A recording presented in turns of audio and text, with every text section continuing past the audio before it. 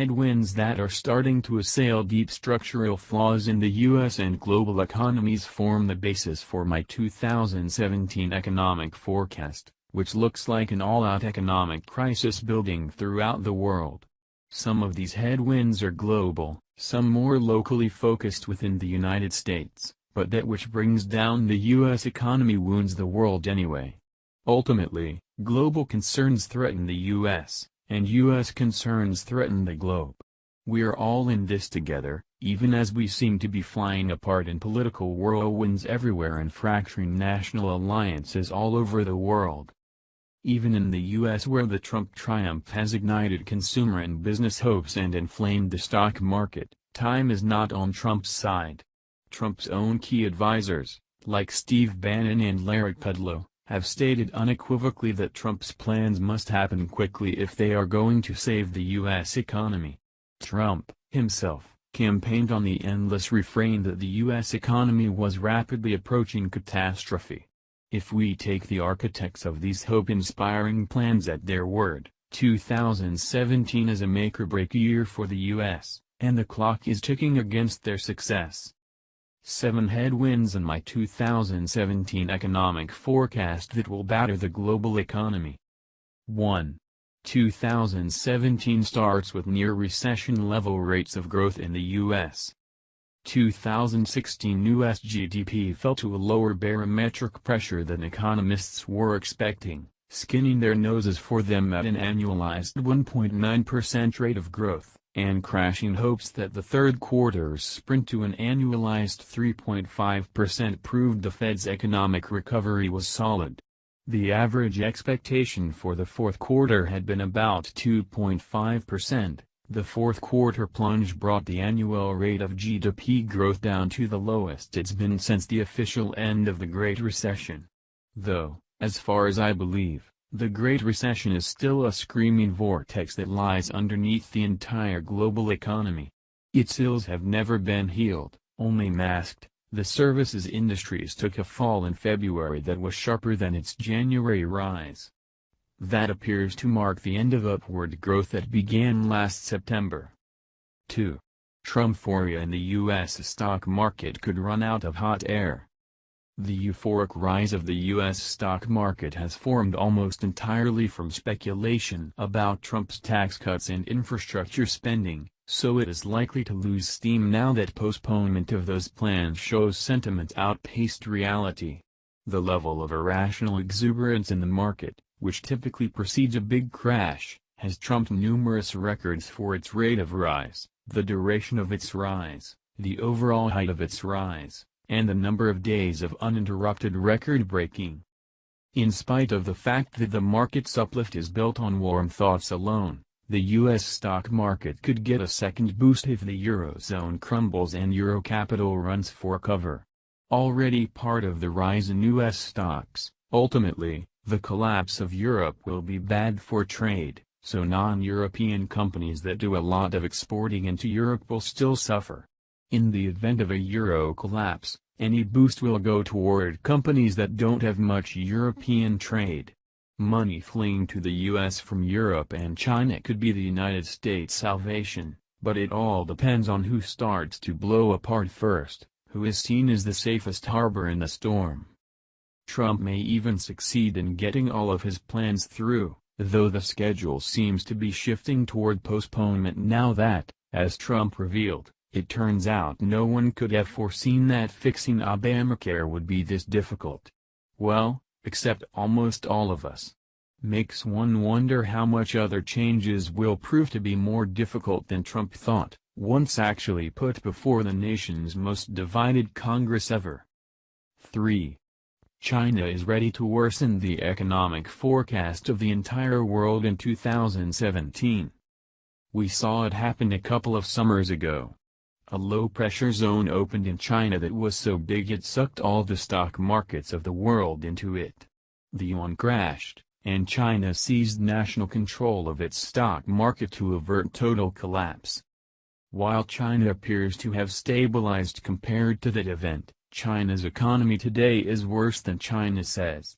Smart money has been fleeing China ever since that big scare, going to places like Vancouver, Canada, where it has created a huge housing bubble. About a week ago, we discovered one regional government in China has overstated its GDP by almost 20%. They had reported a drop in GDP of minus 2.5%, but the real drop was minus 23%. Since China's businesses routinely cook their books, keeping one set for the government and one for the proprietor to know what he is really making, real business statistics are almost impossible to know. In truth, we never know when China is going to blow because even China doesn't know, and what it does know, it doesn't tell. Corruption will be its undoing, as corruption always is. China has been blowing through its vast reserves at a rate of $80 billion a month to support the yuan, which it does by mostly dumping U.S. treasuries in order to diminish the value of the competing dollar by increasing the supply of dollar-denominated assets. Some estimate China really only has about $800 billion in U.S. treasuries left that it can actually use for such support, as it must maintain a certain level of holdings for other reasons, such as trade. If China can no longer dump dollar-denominated bonds, the yuan may crash again in value, causing more capital flight from China. If it keeps dumping U.S. treasuries, as the once largest financier of U.S. national debt, China makes funding the U.S. debt more problematic. On the one hand, devaluation of the yuan would be good for Chinese exports, but it raises other troubles for China besides capital flight. One such trouble is that Trump, along with other world leaders, will likely accuse China of currency manipulation, saying they are trying to make their exported products more competitive. That would be bad for Chinese exports, as it would lead to a tariff-based trade war. Federal Reserve interest rate increases, see below, raise the value of the U.S. dollar compared to other currencies, which also presses China to do more to support the yuan to maintain its credibility as a stable foreign exchange reserve currency now that the yuan, also called the renminbi, has gained coveted status as one of 5 currencies used by the IMF for its special drawing rights. Keeping the yuan in that basket is vital to China's hopes of reducing U.S. hegemony in the world. With 3 or more Fed rate increases anticipated for this year, China may have a lot of supporting to do in less than a year before it runs out of U.S. dollars to provide that support. The last time China's currency faced that kind of crash, the U.S. stock market went into free fall, as did the rest of the world's stock markets. Because there is no assurance that the flight of capital from China helps the U.S., China factors into my 2017 economic forecast as a great unknown, but one that has caused a lot of problems in the recent past while not clearly resolving any of its own problems. 4. The Eurozone is blowing up a massive economic storm for 2017. The anti-establishment success that burst onto the European scene with Brexit and that was reinforced by Trump's anti-globalist victory is emboldening other nations to consider exiting the Eurozone. The UK was not part of the Eurozone, so its departure from the European Union has not created a euro crisis so far, but the breakaway of a single nation within the Eurozone could utterly doom the euro. That would certainly be a disaster for those Eurozone banks that are already teetering on collapse, and some of those banks are so big the euro crisis could develop into a hurricane big enough to envelop the world. The increasing probability of a euro exit by so many nations in the Eurozone has to factor into anyone's 2017 economic forecast, now that Brexit and Trump have proven how real the possibility is and given how they have inspired the hopes of others to follow a similar path. Frexit is disturbing markets more in the run-up to French elections than Brexit did because investors have learned from Brexit and Trump that the possibility of a national exit is far more likely than they thought, even when one is certain the odds are against it. National Front's Marine Le Pen will likely win the first round in French elections. Le Pen has promised to remove France from the Eurozone if she wins. Le Pen's party has said it will redenominate its national debt from euros to francs on a 1-to-1 basis and then devalue the franc by issuing helicopter money in order to reduce its debt burden. If France goes that way, Standard & Poor's and Moody have already said they will rate the nation as being in default on its national debt. An independent France has a second temptation toward devaluing its currency, which would be to make itself more competitive in the European world of exports that is dominated by Germany. The currency changes would take longer than 2017 to begin, but they could start a currency war within the Eurozone if they do happen. France is big enough with so much interbank linkage throughout the Eurozone that the economic chaos of sorting out the divorce, and rising prospect of currency wars, could mean the end of the entire European banking system as depositors run for cover. Experts say Le Pen won't win the second round of votes. Experts also said Trumpet and Brexit didn't stand a chance either. Nexit is next. The Netherlands Parliament is blustering with debate about exiting the Eurozone. The long-winded discussion focuses on whether it is possible for the Netherlands to withdraw and how withdrawal might be done. Concerns that the European Central Bank's low interest rates are hurting Dutch savers have raised questions over whether the ECB's bond buying, done to drive interest rates down, is even legal under Eurozone laws. Nexit challenges the ECB's ability to stimulate the euro economy through quantitative easing. Italxit advanced from the far horizon last weekend when the leader of Italy's ruling party, Matteo Renzi, formally did an exit of his own from the Prime Minister's office, Rexit, due to his failure to stem the advance of Italy's anti-establishment parties during the last referendum. This leaves Italy under a caretaker administration, which means elections will happen this year, not in 2018. Europe has more exits opening up than the United States has gates: Watergate, Travelgate, Emailgate, ad nauseam. In January, Mario Draghi, head of the European Central Bank, along with other EU chiefs, threatened any nation that exits the Eurozone with economic Armageddon, saying any nations that make such a move will have to immediately pay back all euro-denominated debt if they do exit. You know things are falling rapidly apart when the central bank has to threaten its own nations to get them to stay in the club. Sort of like a host threatening those who are attending his party with the warning that he'll pop their tires if they try to leave. Must be a great party, Italy may just say, make me. In that case, Draghi will find that being Italian makes it hard for him to carry out this threat when it turns against Mia Familia. If his courage fails there, he'll find it harder to carry out the threat with any other nation as well. To do so would be discriminatory. Besides, what is he going to do? Raise an army to force repayment? Germany's Merkel would like to help him with that. Italy's second leading political party, Forza Italia, says Germany should be the only nation to leave the Eurozone.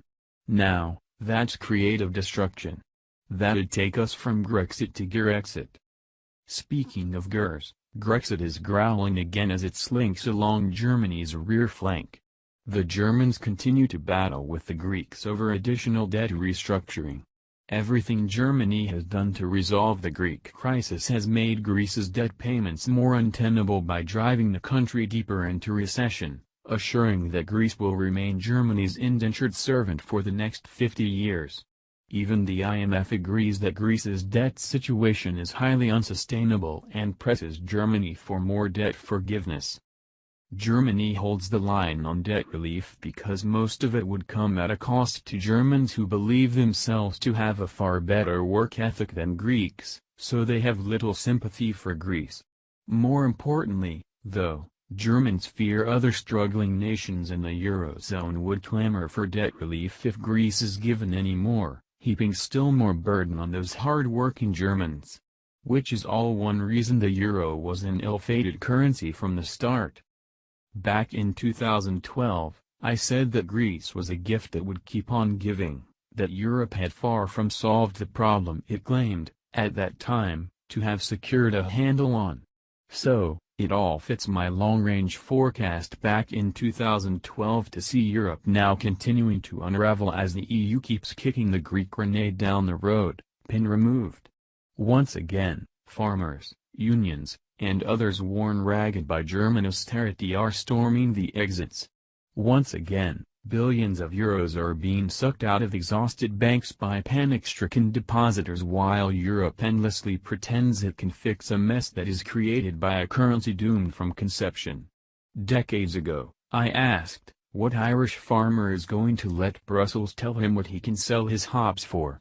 Or, for that matter, his Brussels sprouts?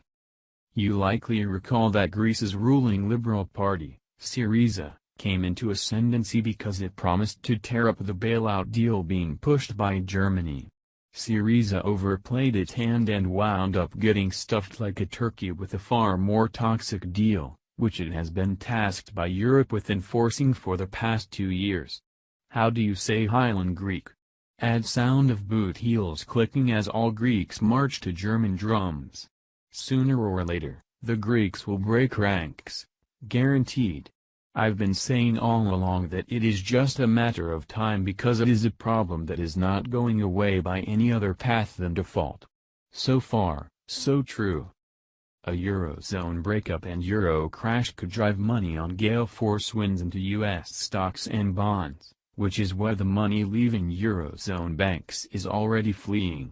That could buy the U.S. an economic extension, or it could just cause banks everywhere to cascade into failure, collapsing financial stocks everywhere. U.S. banks, however, have had years to reduce their exposure to the euro. Ironically, the threat of problems in the Club Med nations that are struggling economically is causing some of the fleeing capital to escape into German bonds as a safe haven, resulting in German bonds hitting a low interest rate of -0.92%. Southern Europeans, in other words, are paying to store their money in German bonds as a place of refuge.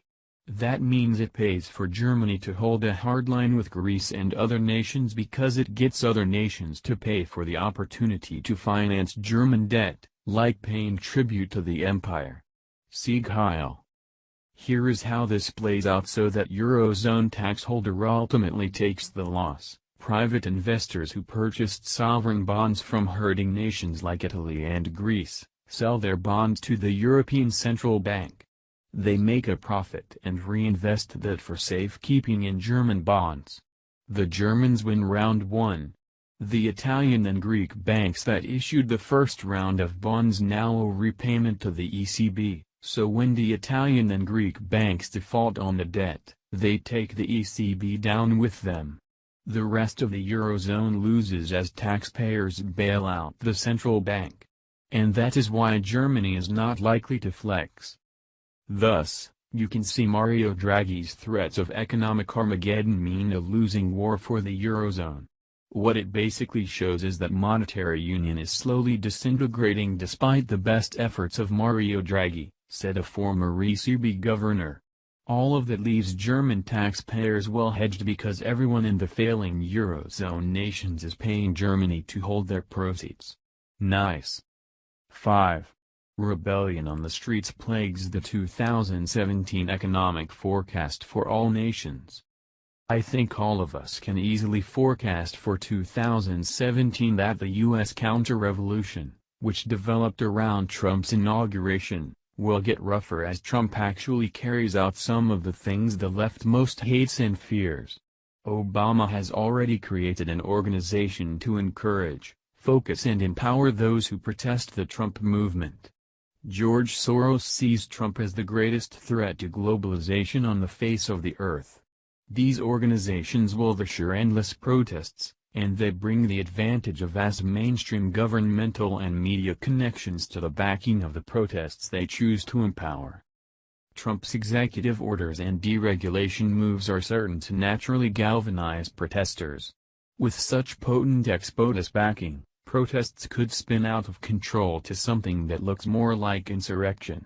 Increasing violence and bouts of anarchy will have a negative impact on local commerce and sometimes on national commerce. Unpredictable times make for unsteady stock markets, too. About a week ago, for example, major riots in Paris spread to other parts of France. The riots created significant economic impact, causing millions of dollars of damage in Paris alone. Parts of the nation have been officially declared no-go zones, further impinging on commerce, as have parts of other European nations recently. Some of the revolts are due to immigration tensions. Some are created by immigrants. Some are due to outrage over apparent social injustice. Some are mass hysteria over Trump, whom liberals equate with Hitler, though they thought it horrible when conservatives did the same thing with Hillary. Some are just excuses for anarchy. The riots in France, similar to the kinds of riots seen in recent years in the U.S., broke out in response to allegations that police officers raped a young man. Police have been beaten, shot at and had Molotov cocktails thrown at them. One officer said the police are concerned this will turn into riots like France had in 2005 when a state of emergency was declared, 10,000 cars were burned, 300 buildings were destroyed and 6,000 people were arrested. Marine Le Pen, as with Trump, is now basing part of her campaign in France on restoring the rule of law that France's liberal government seems unable to accomplish. So, the riots strengthen her bid to take the reins of power and steer France out of the Eurozone. 6. Rising inflation and rising interest appear to be merging into the perfect storm for 2017. Higher interest is clearly in the 2017 economic forecast for the United States. With U.S. inflation skyrocketing at 0.6% in just the month of February from an already high 0.3% in January, the Fed may be forced to raise interest rates even more aggressively than it had forecast in December. If high month-on-month changes like that are an emerging trend and not an anomaly, annual inflation will be well over 5%.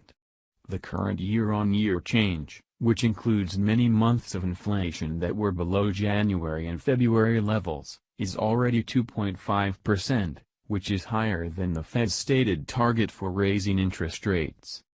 Fed Chair, Janet Yellen, said last week that waiting too long to remove accommodation would be unwise. Comments by two other Fed heads last week stoked bond yields. New York Fed President William Dudley, among the most influential U.S. central bankers, said on CNN that the case for tightening monetary policy has become a lot more compelling. John Williams, president of the San Francisco Fed, said that, with the economy at full employment, inflation headed higher, and upside risks from potential tax cuts waiting in the wings, I personally don't see any need to delay on raising rates. In my view, a rate increase is very much on the table for serious consideration at our March meeting.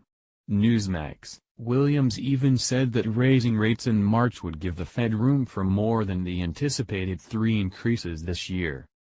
All this hawkish talk sounds like the Fed may be fearing that it is rapidly falling behind the curve. The Fed's words certainly telegraph that it will take its foot off the economic accelerator under the Trump regime faster than it had originally forecast. As I pointed out last fall, interest rates are already rising on their own ahead of any moves by the Fed, forcing the Fed to play catch-up, lest its nominal rate increases look like a joke to everyone. And, with inflation going up, the Fed has no room to move in order to stimulate the economy if GDP keeps going down as it did last quarter. We could see a virtual thermocline in interest rates that could create turbulence for the housing bubble, which depends on low interest. Rising interest is likely to turn into big trouble for the U.S. government in less than a year, too, due to its continual need to refinance its now astronomical $20 trillion of national debt. The rise in rates also comes just as total household debt in the U.S. has returned, at $12.58 trillion, essentially to its Great Recession peak, $12.68 trillion, a fair part of which is financed with adjustable-rate mortgages. At the present rate of climb, we'll match that peak in maximum household debt by the next quarter. How is the Fed going to have any power to keep a lid on any of those interest-based problems if January and especially February are true indicators of where inflation is going this year? 7.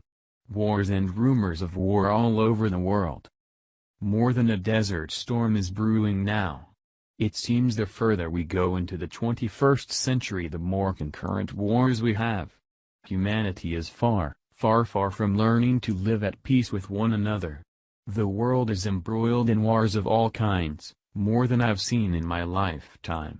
Ukraine, Libya, Syria, Iraq, Yemen, Somalia are recent headline nations, and there are skirmishes in other places and several potential wars looking like they could erupt soon. The Middle East, where global Armageddon was predicted to take its center stage, looks every day more like it will fulfill that forecast. It's a hellhole that grew hot under Bush, hotter under Obama, and Trump promises to turn up the heat even more in order to incinerate ISIS. 23% of all global arms sales are made to Middle East dictatorships. That results from an 86% jump during Obama's final term as president. Obama, winner of the Nobel Peace Prize. Elsewhere, the borders between NATO nations and Russia are stocking up on arms on both sides, which Trump has also promised to increase, stating he wants to assure the U.S. has the largest arsenal of nuclear weapons on Earth. Russia is now frequently provoking NATO and the U.S. military, by harassing ships with flybys and skirting U.S. and NATO boundaries. But elsewhere, still, North Korea continues to rattle its nuclear sabers against the West, begging for some action from Trump, by firing missiles vaguely toward Japan and Hawaii, flaunting the fact that it intends to ignore Trump's warnings, baiting him to take action. Nearby, China continues to aim for dominance and control in the South China Sea, pushing the U.S. to exert its right and the rights of others to travel those routes that have long been recognized by all other nations as international waters. Conflict with China over Taiwan has started to look a little more likely, too. Coming full circle to the Middle East, the uranium reaction, as I've called it, is heating up again and could melt down faster than the China syndrome. During his campaign, Trump made it emphatically clear, as he makes most things, that he believes the Iranian nuclear deal is a horrible deal. Trump has stated clearly that he will terminate or renegotiate the nuclear deal with Iran. One of his first acts after his inauguration was to put Iran on notice because it tested a missile that is allowed under the New Deal. Whatever Trump's now retired General Flynn meant on behalf of Trump when he said that Iran was on notice, Trump, in retweeting it, made the statement his own and drew another red line in the sand. Israel's PM, Benjamin Netanyahu, responded to the statement by saying, "Iranian aggression must not go unanswered." The problem with drawing red lines is that they challenge weaker parties to prove their strength, and Iran does not back down. It's like picking a fight by drawing a line in the sand and saying you dare someone to cross it. Iran will try to show that it can wiggle its toe across the line. So, another fairly certain forecast for 2017 is that Iran will seek to prove its strength against Trump, and that, too, influences the economy in ways that cannot be easily predicted. Secretary of Defense General James Mattis has accused Iran of being the world's leading state sponsor of terrorism, and Trump's new CIA chief, Mike Pompeo, advocates invading Iran. Trump's overtures to Benjamin Netanyahu have made it clear that Trump intends to prove himself to be a much stronger friend of Bibi than Obama was, and Netanyahu has repeatedly made it clear that he hates the nuclear agreement and would prefer to see Iran bombed in order to avoid getting the bomb. So, many vectors are pointing toward conflict with Iran. The U.S. and its NATO allies are beginning Operation Unified Trident in the Persian Gulf, a joint war game intended to simulate a military confrontation with Iran. Iran has also initiated its own wars games in mouth of the Gulf, the Strait of Hormuz. Riling the likelihood of more reaction from Trump, Iran placed an order for uranium with the body that oversees the nuclear deal between Iran and the West this month. Iran claims the nuclear pact said the shipment could happen in the first 3 years of deal, but with Trump wanting to renegotiate and Netanyahu preferring an attack on Iran's nuclear plants, Will either leader be inclined to allow Iran to obtain 950 tons of uranium? 300 tons of that is supposed to arrive in the form of yellow cake. You probably remember that the U.S. considered yellow cake a short enough step from being bomb grade, in terms of the amount of time required for further enrichment, that it started a war with Iraq over it. While Iran has the right under Joint Comprehensive Plan of Action to enrich uranium to 3.5% purity and to sell it to other nations, that's certainly a major part of the deal that neither Trump nor Netanyahu like. In this superheated environment, House Joint Resolution 10 was introduced in January by a Democrat, so that it is one of the few bills likely to have some bipartisan support. I certainly cannot see how it will not be loved by neocon Republicans. It states, this joint resolution authorizes the President to use the U.S. armed forces as necessary in order to prevent Iran from obtaining nuclear weapons. If it passes with its present wording, it means Trump is pre-authorized by Congress to initiate preemptive war against Iran at his sole discretion. Leaders going into war often underestimate what powers the other side may bring to its aid. In the event of war with Iran, China and Russia have indicated they will stand with Iran. Coinciding with all of that, we have the perpetual Palestinian-Israeli conflict, which looks likely to intensify under hardliners, particularly as Trump sides more solidly with Israel. Of course, arms races are good for the U.S. economy, but wars can create panic in markets, too. If the U.S. gets involved in more and more wars, up soars the national debt.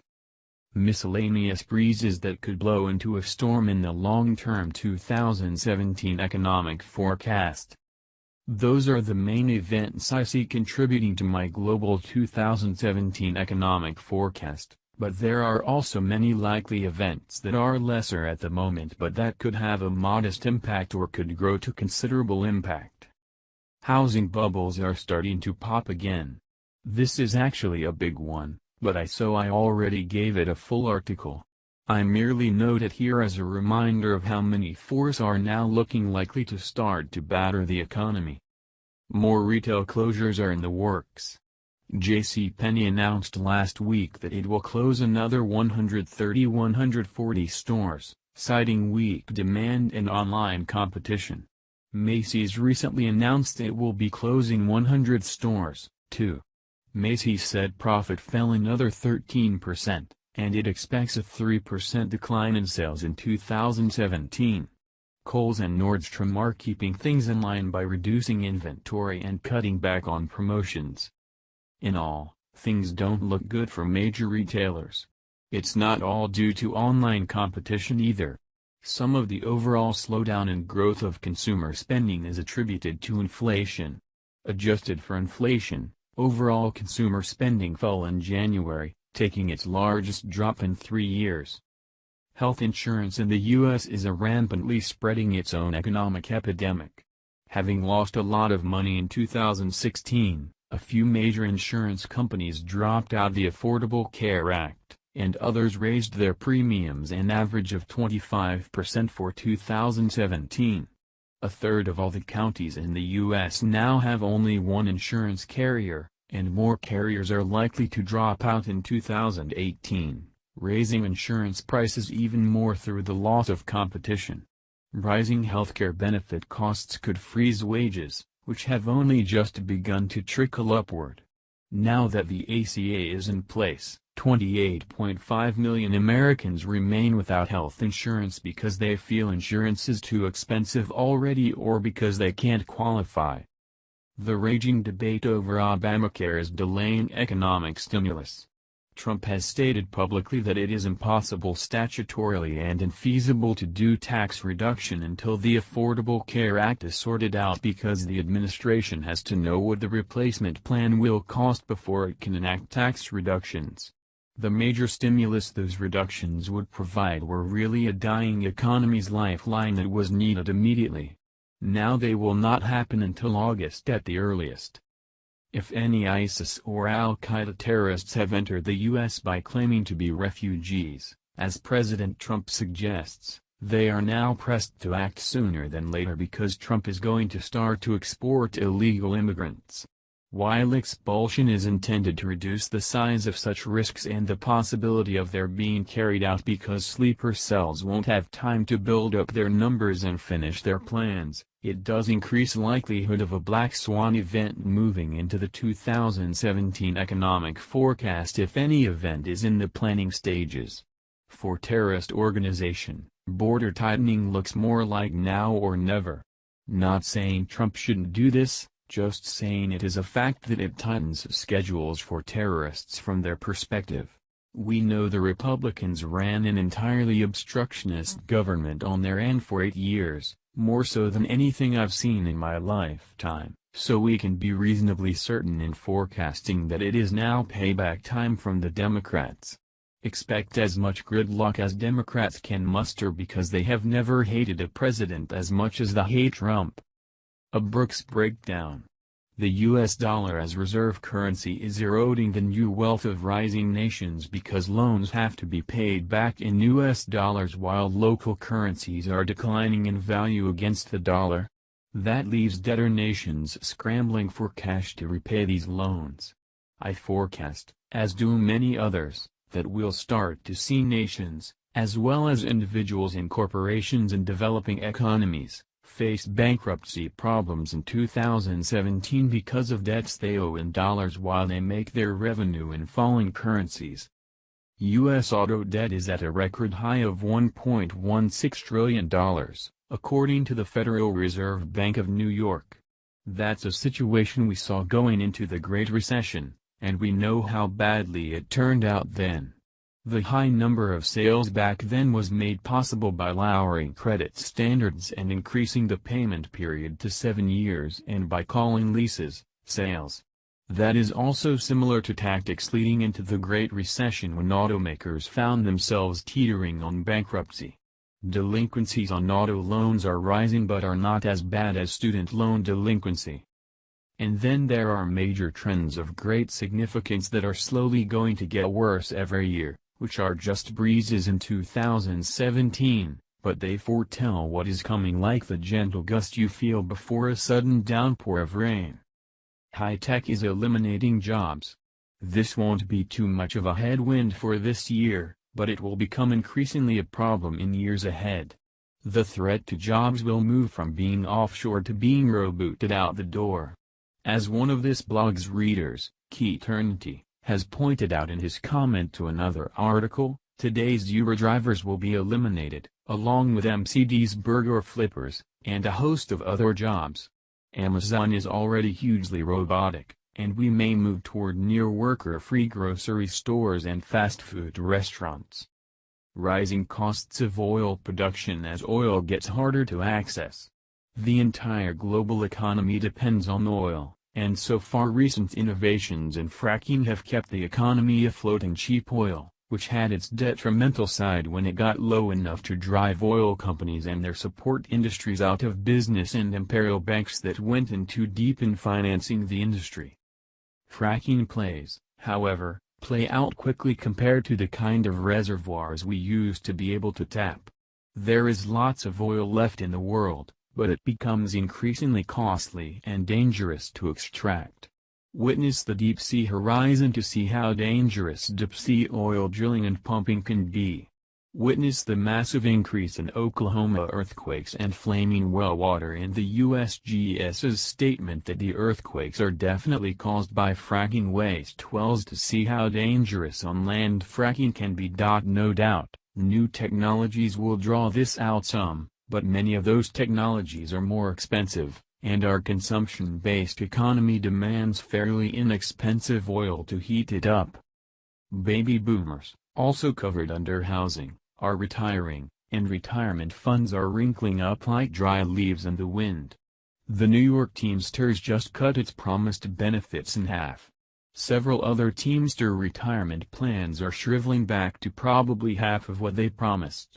This is symptomatic of the drying up of retirement benefits and Social Security and Medicaid benefits as more people enter the beneficiary side and fewer productive people contribute. This will be happening all over the nation from this point forward because retirement plans were grossly mismanaged, just as the federal government grossly mismanaged Social Security by borrowing endlessly from it and never repaying what was borrowed. Everyone has knowingly ignored the reality they don't want to deal with, the fact that demographics would turn against the cash flows of all these plans.